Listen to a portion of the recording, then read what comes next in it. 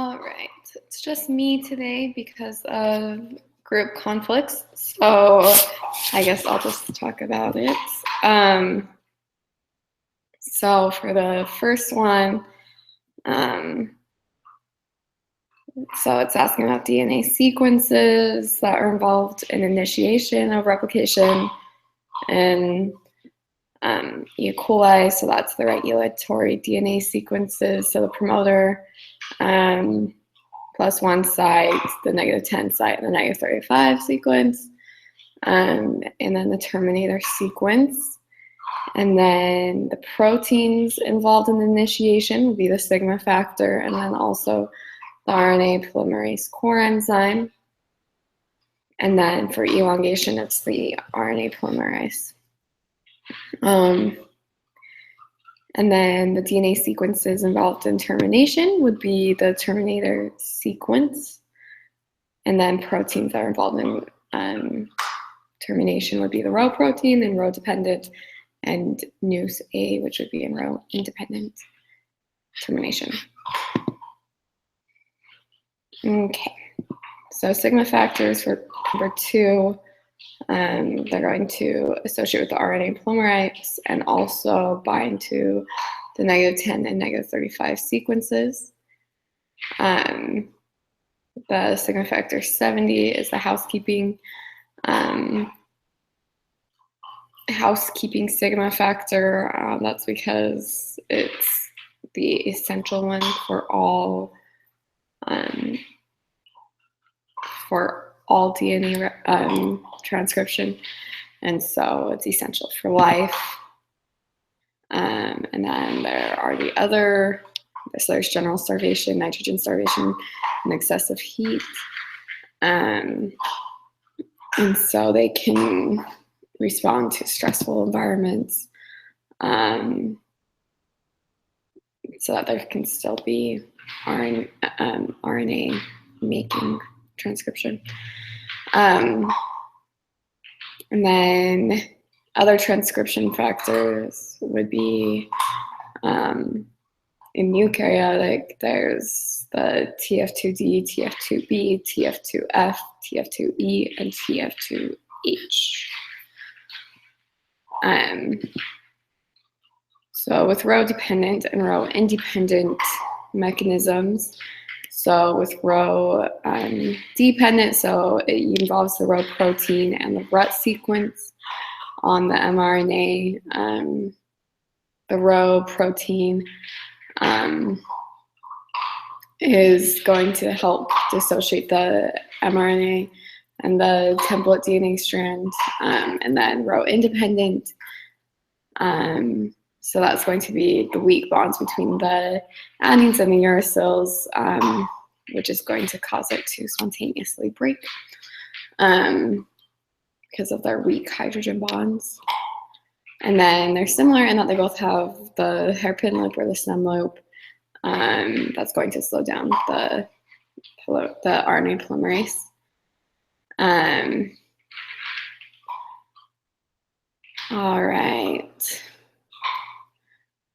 So for C, so for row dependent, what you could do to interfere with it, so you could change the RUT sequence, so either like with the radiation or something, make it so it's not the same, and then also make changes in the G's and C's rich region, so that there's not that hairpin loop at the end of the DNA.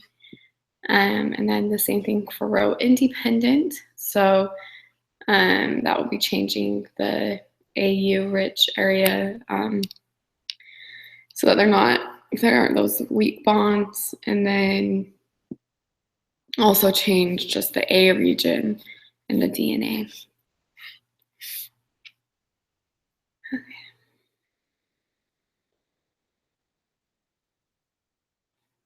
Okay. So for number 4, so what DNA sequences are required for basal transcription? So that's going to be the Tata box at the -25 sequence and the +1 site. And then the proteins required for basal, so it's the RNA polymerase 2, which is going to is going to synthesize the mRNA, and then the general transcription factors, so TF2D, TF2B, TF2F, TF2E, and TF2H. And then regulated transcription, so you have to have the core promoter and also all of the general transcription factors. And then there are promoter elements like the cap box, the GC, and octamer boxes that are going to make it so that transcription happens above basal rate. And then there's also the enhancers, which will also, there are also DNA sequences that will have it go above the basal rate. And then there are silencers, which are going to either, they're also DNA sequences that are going to downregulate the transcription.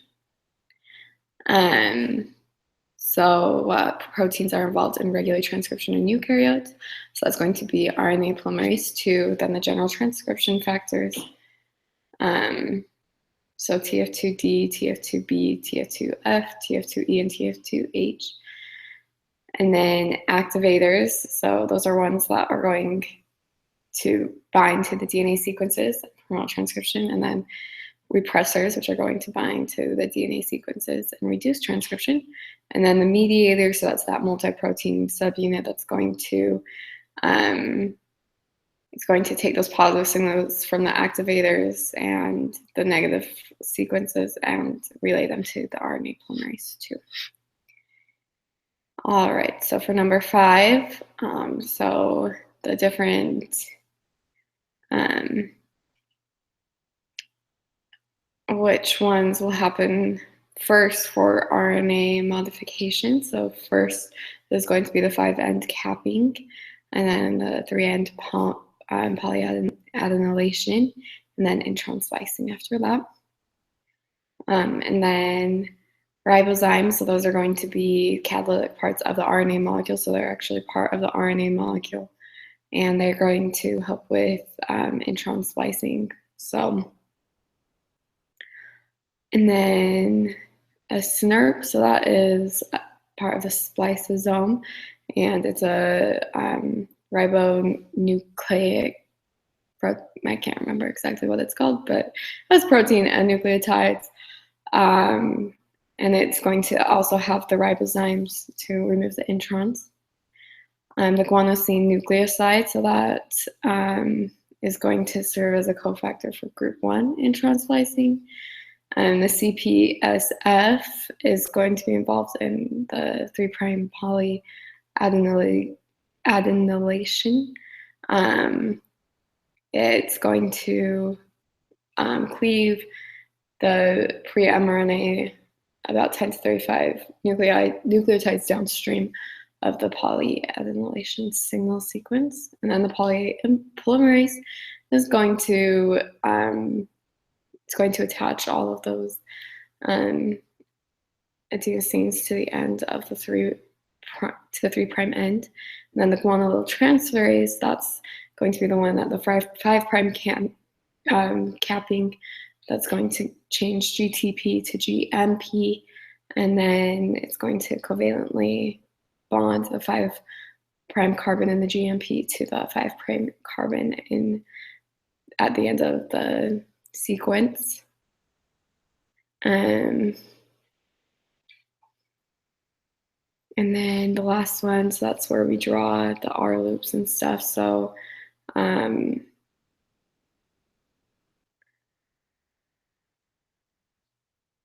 let's see. So 2 introns. So with the pre-mRNA, there's just going to be the 1 R loop for the coding DNA strand, and then for the template, and then when it's mature mRNA, there will be the two loops in the template DNA strand, and then 3 R loops for the coding DNA strand, and that is it. So we are done.